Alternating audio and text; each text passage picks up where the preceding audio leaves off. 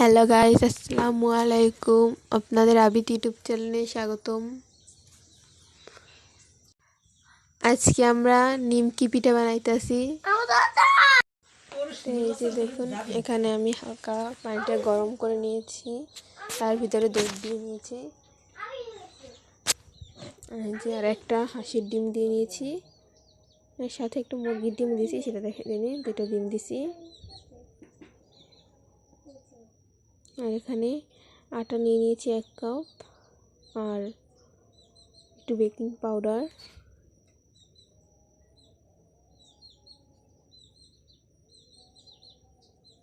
তারপর ভালো করে মিক্সারটা মিশিয়ে নিতে হবে।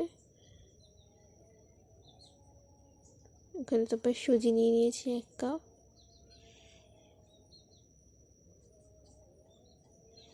এখানে আটা টাইম পরে আরও 1 কাপ নিয়েছি, 2 কাপ আটা নিয়ে নিয়েছি।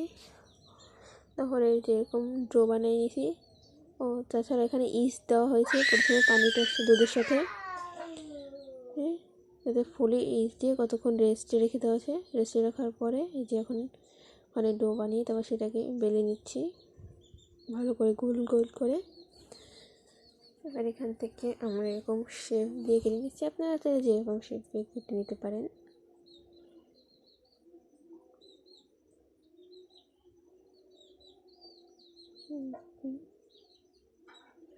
দেখুন, নিমকি পিঠাটা কিন্তু খেতে অসাধারণ মজা। এটা খুব সহজেই বানিয়ে ফেলা যায়, আর খুবই অল্প উপকরণ দিয়ে এটা বানিয়ে ফেলা যায় এই নিমকি পিঠাটা।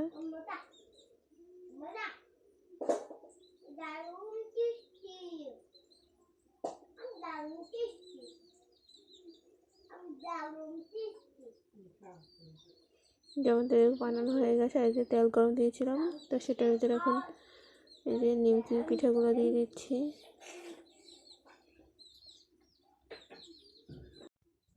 আর এই নিমকি পিঠাটার ভিতরে কিন্তু আমরা চিনি ব্যবহার করছি। আপনারা চাইলে চিনি ব্যবহার করতে পারেন, না না করতে পারেন। চিনি ব্যবহার করলে একটু মজা লাগে, খাইতে ভালো লাগে।